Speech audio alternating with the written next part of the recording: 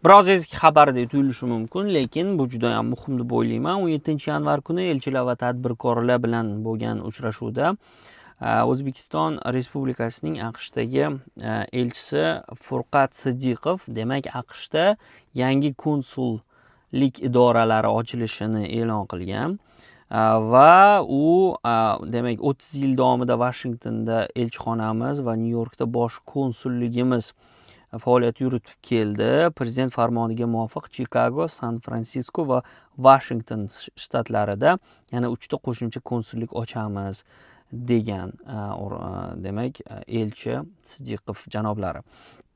Endi Amerikada bo'lib turganlar bilishadi. Afsuski, endi balki bu rivojlanayotgan davlatlardagi barcha tashqi elchixonalarning muammosidir.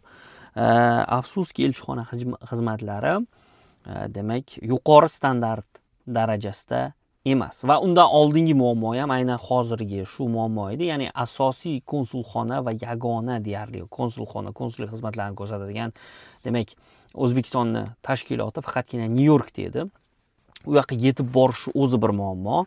Undan tashqari ular bilan bog'lanish yana bir muammo. Qanaqa hujjatlarni olib borish kerak degan narsalar. O'zimda ham demak shunaqa ehtiyoj bor edi va taxminan oxirgi 3 oy davomida rejalab kelayotgandim Nyu-Yorkka borishni va uni alohida rejalab oldindan demak appointment deydi, uchrashuv belgilab, hamma hujjatlarim qaysi hujjatlarni olib borishim kerak, nimalarni tayyor olib borishim kerakki, чтобы men Nyu-Yorkka borganimda quruq qo'l bilan qaytib kelmayman degan savollar edi. Lekin shunaqa bo'lgan taqdirda ham men telefon qilib, bir necha marta telefon qilib tusha olmaganman konsulxonaga.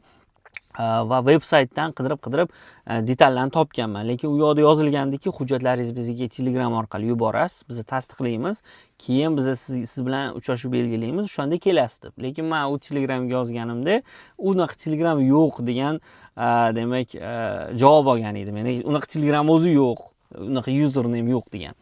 Endi San-Fransiskoda, xususan Chikagoda ham diaspora juda kuchli. San-Fransiskoda ochilishi ham juda ham aqlli qaror deb o'ylayman. Washingtonda ochilishi ham juda ham yaxshi qaror. Florida tomonda ham ochish kerakdir balki. Umuman olganda bu juda ham yaxshi qarorlar. Aynan San-Fransiskoda ochilishi hozir bu yoqda turizmga urg'u berilyapti, lekin San-Fransiskoda ochilishi demak umuman olganda startaplarni ham qo'llab-quvvatlash uchun juda mos bo'ladi. Ya'ni O'zbekistonga investitsiya tortish yoki O'zbekistondagi startaplarni bu yoqqa olib kelish uchun ham juda chuqur va unumli hamkorliklarni olib borish mumkin. Bunga 5 lekin.